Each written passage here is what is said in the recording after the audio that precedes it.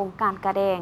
ซึ่งในระยะ5 ปีผ่านมาองค์การกาแดงนครหลวงจันทร์ได้เอาใจใส่ด้านเวียกงานมนุษยธรรมให้แก่ประชาชนเข้าถึงการช่วยเหลือบรรเทาทุกข์เบื้องต้นเส้น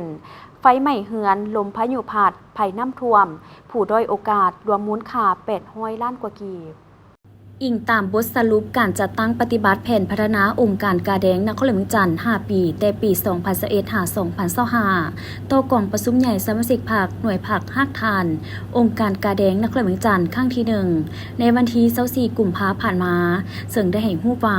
ในระยะ5 ปีผ่านมาองค์การกาแดงนครหลวงจันทร์ได้เอาใจใส่ปฏิบัติกฎหมายเวียกงานกาแดงโดยเฉพาะด้านเวียกงานมนุษยธรรมให้แก่ประชาชนเข้าถึงการช่วยเหลือบรรเทาทุกข์เบื้องต้นเส้นครอบครัวที่ได้รับผลกระทบจากพยาธิโควิด -19 จำนวน137 ครอบครัว29 บ้านมี733 คน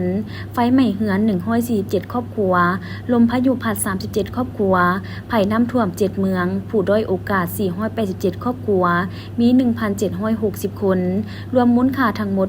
863 ล้านกว่ากีบและมอบอุปกรณ์การเรียนเครื่องนุ่งห่มให้นักเรียนที่ขาดเขิน3 โรงเรียนมี575 คนเป็นเงิน180 ล้านกว่ากีบนอกจากนี้ยังได้รับการมอบโอนเวียกงานกู้ชีพกู้ภัยจากแผนกภายในนครหลวงจันทร์ให้องค์การกาแดงนครหลวงจันทร์คุ้มครอง4 ภาคส่วนคือ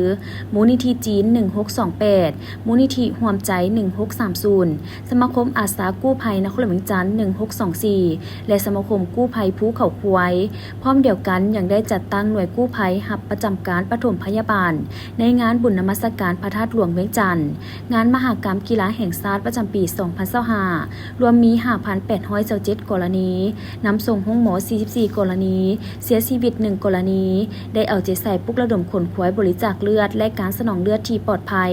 ร่วมกับสถาบันเลือดแห่งชาติอยู่ภายใน9 ตัวเมืองและบรรดาพนักงานองค์การหลาดเทียบเท่าอ้อมข้างนครหลวงจันทร์บรรลุ3 ส่วนห้อยของประชากรนครหลวงจันทร์คาดหมาย2 ส่วนห้อยพร้อมเดียวกันก็ยังได้รับเครื่องช่วยเหลือจากสภากาแดงสาธารณรัฐเกาหลีประกอบมีเครื่องนุ่งห่ม1 ห้อยแกดเกือบ2 ห้อยแกดเครื่องเขียนกระเป๋าปึ้ม560 สูตรเครื่องใส้ครัวเฮือน48 สูตรรวมมูลค่า748 ล้านกว่ากีบได้รับเครื่องช่วยเหลือผ่านองค์การกาแดงแห่งชาติลาวรับจากสหพันธ์กาแดงและซีกวงเดือนแดงสากลมีเครื่องสุขอนามัย40 สูตรเครื่องยางชีพ500 สูตรรวมมีมูลค่า200 กว่าล้านกีบและได้รับการช่วยเหลือของสังคมผ่านตู้บริจาคจำนวนหนึ่ง